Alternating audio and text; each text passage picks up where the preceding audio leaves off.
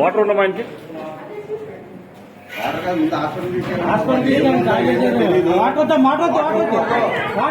Water ఇవ్వకూడదు. ఉండదు ఏముందో ఏంటో తెలీదు. హాస్పిటల్ తీసుకెళ్ళాలి ఏమో తెలియదుగా. అదేం చూడదు సరే, అదేం చూడదు అలాగే ముందు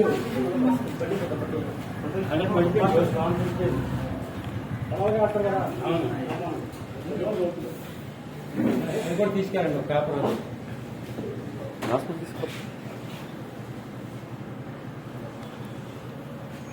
మీరు ఇంత ఎలా చేయకూడదండి. పేపర్లో పెట్టి సరిపడి తీసుకెళ్ళండి హాస్పిటల్కి.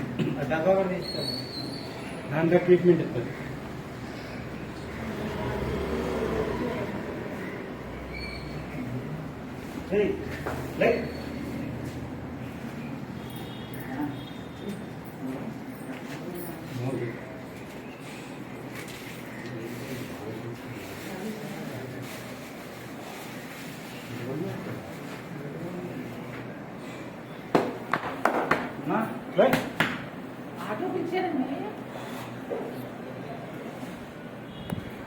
డిగ్రీ కళాశాల కరస్పాండెంట్ మురళీకృష్ణను, ఎస్వీఆర్కే డిగ్రీ కళాశాల కరస్పాండెంట్ మురళీకృష్ణను, ఎస్వీఆర్కే విద్యా సంస్థల కరస్పాండెంట్ మురళీకృష్ణను కేసు నమోదు చేయాలి. మురళీకృష్ణ పైన కేసు, ఎస్వీఆర్కే విద్యా సంస్థల కరస్పాండెంట్ పై కేసు అరెస్టు చేయాలి. ఎస్వీఆర్కే విద్యా సంస్థల కరస్పాండెంట్ మురళిని అరెస్టు చేయాలి. కరస్పాండెంట్ మురళిని న్యాయం చేయాలి. విద్యార్థికి న్యాయం చేయాలి.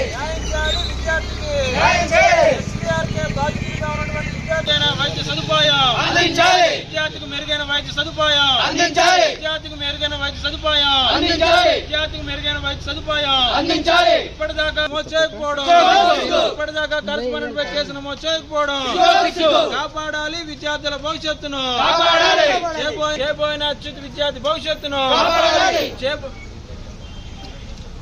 రద్దు చేయాలి. ఎస్వీఆర్కే విద్యా సంస్థల గుర్తింపు, ఎస్వీఆర్కే విద్యా సంస్థల గుర్తింపు, వైష్ణవి జూనియర్ కళాశాల గుర్తింపు అరెస్టు చేయాలి. కరస్పాండెంట్ మురళిని విద్యార్థిని అందించాలి. మెరుగైన వైద్య సదుపాయం అందించాలి. మెరుగైన వైద్య సదుపాయం అందించాలి. కాకినాని ఉమ్మడి పశ్చిమ గోదావరి జిల్లా అధ్యక్షుడిని PDSU.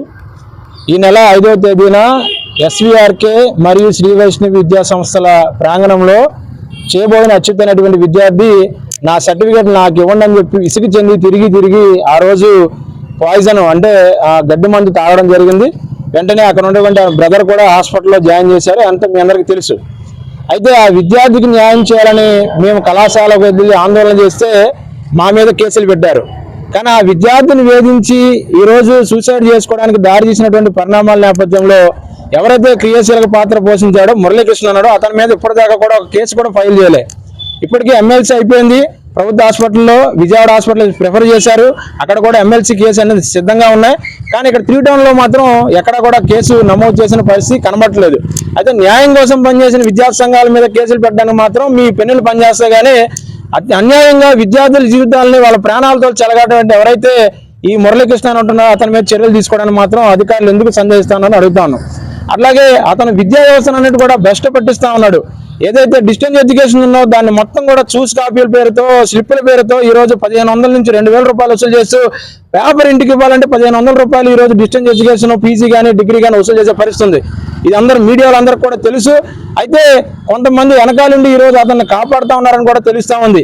అయితే నిందితులుగా ఉన్నటువంటి ఎవరైతే మురళీకృష్ణ ఉన్నాడో అతను స్వేచ్ఛగా ఆ రోజు పోలీస్ స్టేషన్లో బయటికి వెళ్ళాడు, లోన్కి వెళ్ళాడు, బయటకు వచ్చాడు.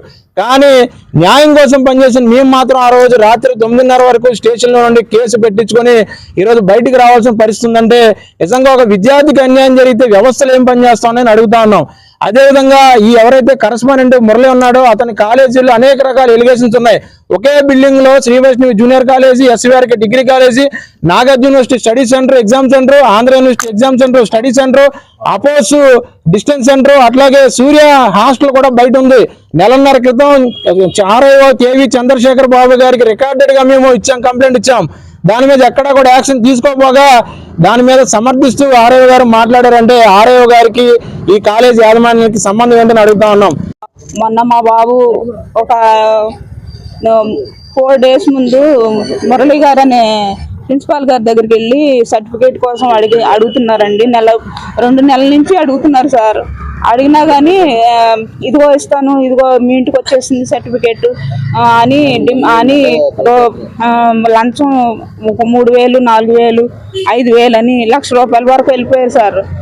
వెళ్ళిపోయిన తర్వాత మేము కొంత ఇస్తామన్నాం సార్. అయినా కానీ సరే మళ్ళీ మొన్న రమ్మన్నారండి, ఇస్తాను రండి అన్నారండి. అంటే బాబు వెళ్ళాడండి. వెళ్ళినప్పుడు బాబుకి సిమ్లాలో సీట్ వచ్చిందండి, ఫోరెన్సిక్ డాక్టర్గా సీట్ వచ్చిందండి.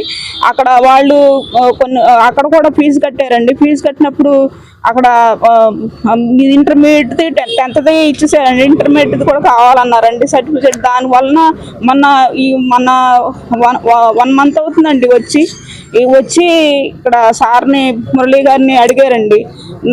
కేవలం నేను సర్టిఫికేట్ కోసమే వచ్చాను, అక్కడి నుంచి ఇక్కడికి నేను ఛార్జీలు పెట్టుకుని వచ్చాను. సారేమో ఆర్ఐఓ దగ్గరికి వెళ్ళారండి.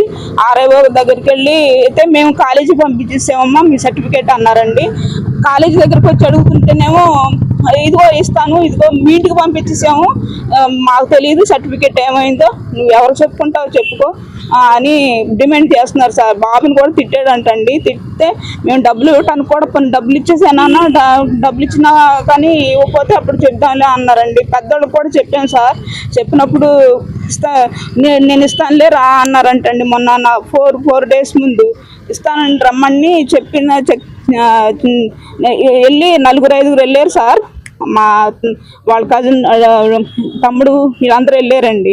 వెళ్ళినప్పుడు అన్నారంటండి, నేను మొన్న నీట్గా పంపించేసాను, ఏం చేసుకుంటావు చేసుకో, నేనేమోని అన్నారంటండి. అనేసరికి బాబు ఎప్పుడు తెచ్చుకున్నారో తెలియదండి. పాయిజన్ పారాక్విక్ అండి, పాయిజన్ జేబులోంచి తీసుకుని వెంటనే 1 ml 2 ml తాగేసాడంటండి. అప్పటికి తాగేసేసి అక్కడ పక్కన ఉన్న వాళ్ళు కొట్టేశారంటండి. ఇప్పుడు చాలా క్రిటికల్గా ఉంది సార్ బాబు పరిస్థితి. బాబు ఏలూరు హాస్పిటల్లో అడ్మిట్ అయితే అక్కడ కూడా ట్రీట్మెంట్ ఇక్కడ జరగదమ్మా, విజయవాడ రిఫర్ చేశారు సార్. అంబులెన్స్లో వెళ్ళి అక్కడ డయాలసిస్ అయిన చేశారు సార్. అక్కడ డాక్టర్స్ మేము ఈ క్రిటికల్గా ఉందమ్మా, ఈ కేసు మేమేం చేయలేమని సంతకాలు పెట్టించుకుని అన్నీ చేశారు సార్. క్రిటికల్గా ఉంది సార్ బాబు, ఏం తింటలేదు, బాగా పాడైపోయాడు సార్. మాకు తగిన న్యాయం చేయమని, ఇలాంటి సిచ్యువేషన్స్ ఏ విద్యార్థికి రాకూడదని నేను మనవి చేసుకుంటున్నానమ్మా. మేడం గారిని, ఎస్పీ సార్ని అందరినీ మనవి చేసుకుంటున్నానమ్మా. మాకు తగిన న్యాయం చేయమని అడుగుతున్నాం మేడం. ఇదేనమ్మా.